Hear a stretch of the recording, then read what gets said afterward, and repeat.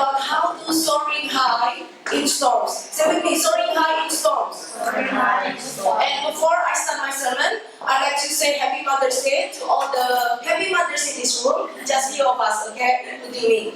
I'd like to give you a little bit joke about Mother's Day. One day there's a couple, husband and wife, they are celebrating their 30th wedding anniversary along with the Mother's Day. And then after changing kisses and presents, the wife said to the husband, I have an important question to you, darling.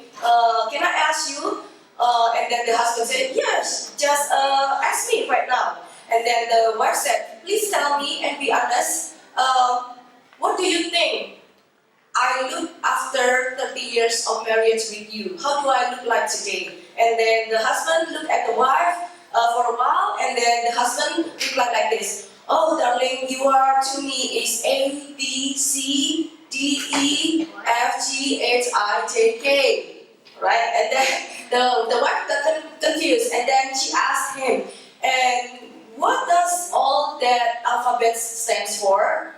And then the husband explained, okay, A means that you are adorable, B, you are beautiful, C, you are cute, and then D, delightful, E, elegant, F, foxy, G, gorgeous, and H, hot. Okay, and then the husband stopped, and then the wife still confused. What about the rest? I, J, K. And then the husband smiled mockingly. Do you know what stands for? I'm just kidding. I'm just kidding. No, that's only the joke of the Mother's Day, okay? Don't get mad at me. Okay, this morning I'd like to talk about Jonah Storm.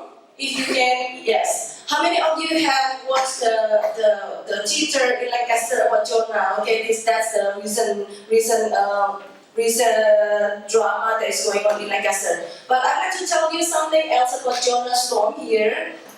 Last week we have been looking at the storms of life and how to survive and to thrive in the midst of the storms of life. And today I want to talk something different about another storm that is called Jonah Storm. Say with me, Jonah Storm. Jonah Storm is actually the only storm that we can prevent, the only storm that we can control in this life. Some of the characteristics of the Jonah Storm is they can be of a varying intensity from kind of like spring showers to category 5, that's the deadly category. And Jonah Storm also has the characteristic, if not dealt well, they will become deadly.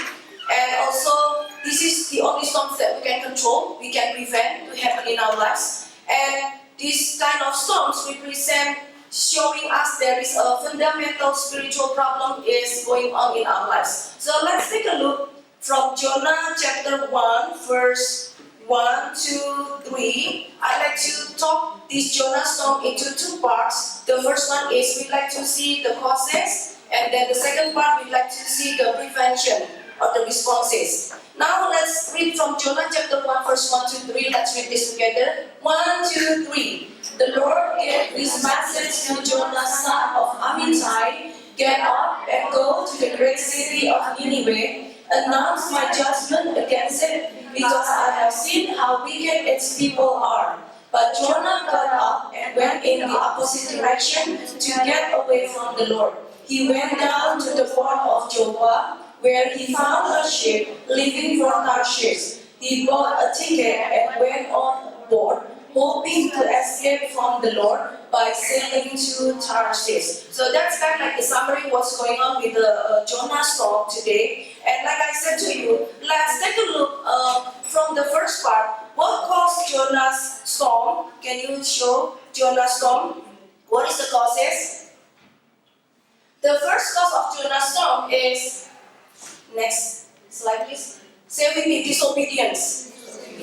You see that from the story that you already know about Jonah, God tells Jonah to go to Nineveh, but Jonah, instead of obeying God to go to Nineveh, he boards a ship going to Tarshish. Right? So if you know from the map, from the Google, between Tarshish and Nineveh is the opposite direction. Something like not from the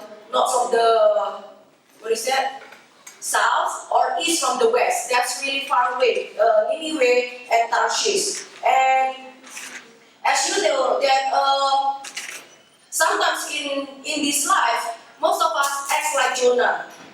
Sometimes we act something disobedient towards God, and then it causes storms in our lives. So once again, like I said before, Jonah storm, actually the storm, the only storm that we can prevent to happen in our lives. The other storms of life, like death of the beloved one, the sickness and everything, we cannot avoid that to happen. But the only storm that we can prevent is Jonah storm. So we believe that God is good. Say with me, God is good. God is good. Never cross to your mind that you ever think that God is mean. Because it is really, really wrong. Because what? God's desire is always the best for His children. And like a father watches over his children, that the same way God always watches over us. Everybody please say amen.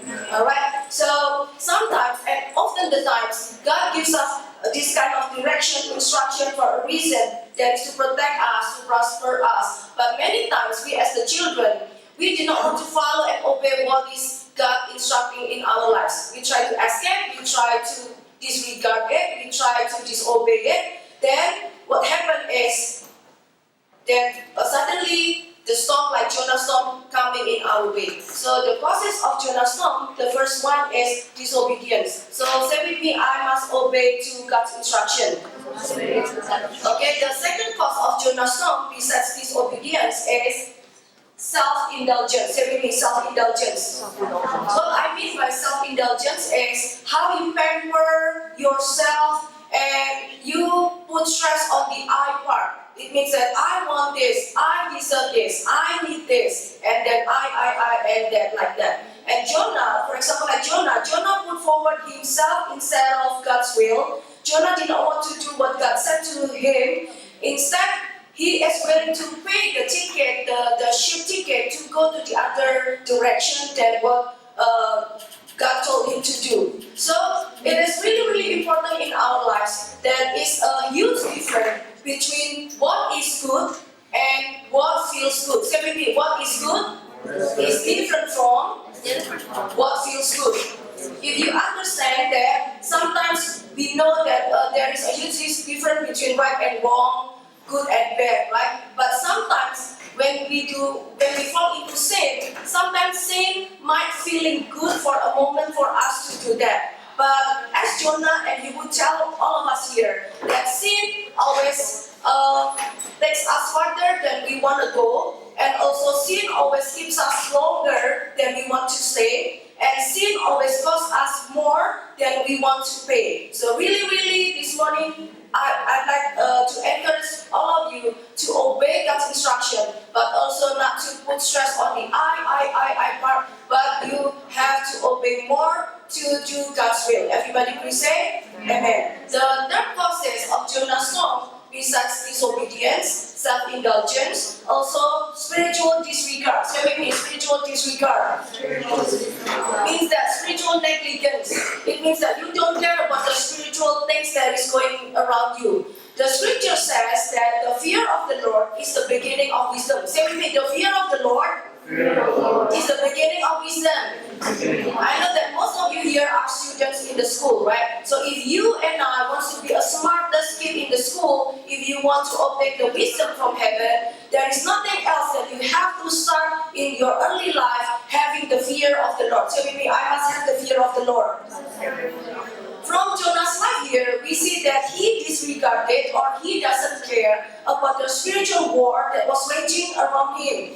Because Satan and God had a specific plan for Nineveh. Of course, God wants to save Nineveh, but Satan wants to destroy Nineveh. So you see, for one city, for Nineveh, there are two persons, that is Satan and God, that wants to do the opposite way. God always wants to save the people's life, always wants to save the city, but always the enemy wants to destroy, wants to do something bad for the city and the people inside the city. And Jonah, he has to pick, he has to choose between those two options, whether he wants to be in God's side or he wants to be in the enemy's side. So basically, here in this life, we cannot disregard that is going on in the spiritual world, because I really believe what is happening in the physical world is always going on the parallel with what is going on in the spiritual world. Because if we win already in the spiritual realm, then your victory you will see happening and be applied in the physical world. But if you already lost, you surrender your will into the enemy in the spiritual world, then you will see that in your life you will experience loss and loss and loss in the physical world. So how many of you here wants to win in your physical world? Okay, so there is no other way than you have to win over the battle in the spiritual realm. Check your neighbor, we must win over the war in the spiritual realm. Okay, then we have the victory in the physical world. And then the fourth reason, the fourth cause is what makes Jonah Storm happening? Not only disobedience, not only self-indulgence, not only spiritual disregard, and then the next thing is outthinking. Most of us do like this, outthinking God. Say with me, outthinking God.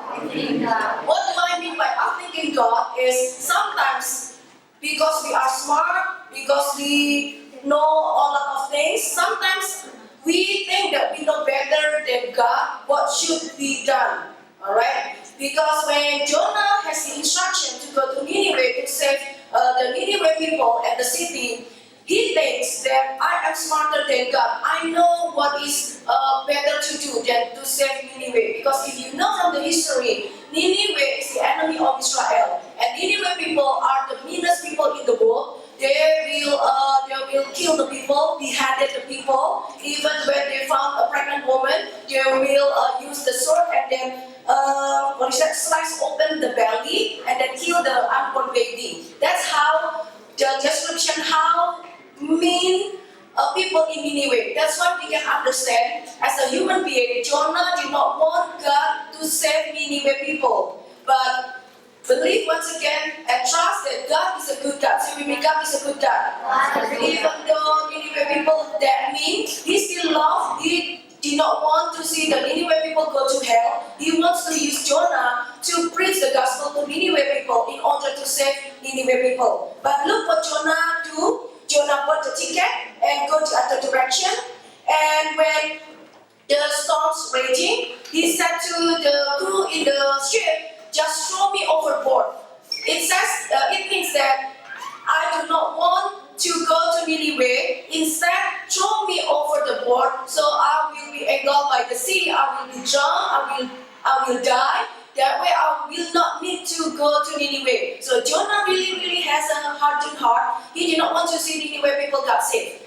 So he thinks he is better than God, but still God said that, no Jonah, you have to fulfill my desire. You have to fulfill and obey my instruction. And then God sent the big fish that we know right now is kind of like whale. Okay? So we already learned about four causes what makes and cause Jonah storm that is happening sometimes in our lives. Say with me, disobedience, self-indulgence, spiritual disregard, outthinking God, that is think that we are smarter than God. And then it's like to treat the disease, we not only have to know the causes, but in order to heal the disease, we have to know the prevention way and the cure way. So the second part, after we learn about the causes of Jonah Storm, the second part is responses. Say with me, responses. Let's read from Jonah 1 verse 12. Jonah 1 verse 12. Let's read this together. 1, 2, 3. Throw me into the sea, Jonah said, and it will become calm again. I know that this terrible storm is all my fault. So, once again, like I said, besides having to know the causes, we must know how to win over Jonah Storm. We must know how is our responses. And I'd like to divide this into two parts. There is the first one, storm prevention, and then we'll go to storm cure. Storm prevention, like I told you in the beginning, that this storm, Jonah Storm, is the only way, the only storm that we can handle and take control and prevent in our lives to happen. Okay, and we have to know how long they're gonna be, and even if they hit it all, we can avoid that. We can avoid Jonah Storm happening in our lives. So, how can we do to prevent the storm like Jonah Storm like this to happen in our lives? 2A is listen to God. So we can listen to God. The next one.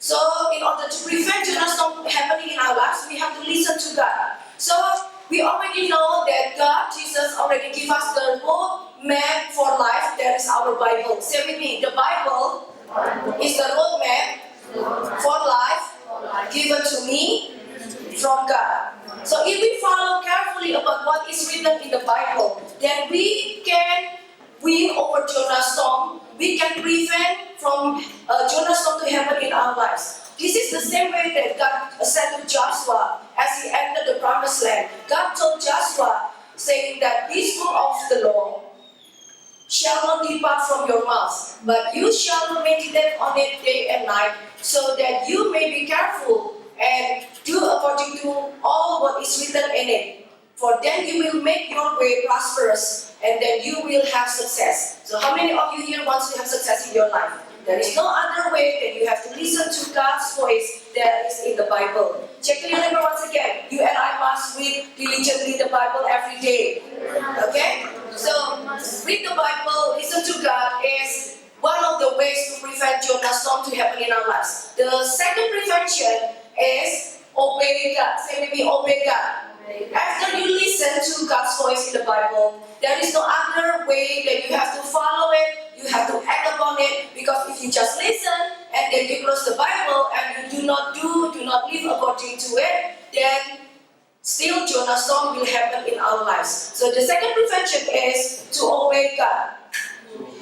Because the Bible said that God prefers obedience better than burnt offerings and sacrifices. It's good that you minister in His church. It's good that you bring the best offerings that you have every week. But more greater than that, God wants our obedience. Say with me, God wants my obedience.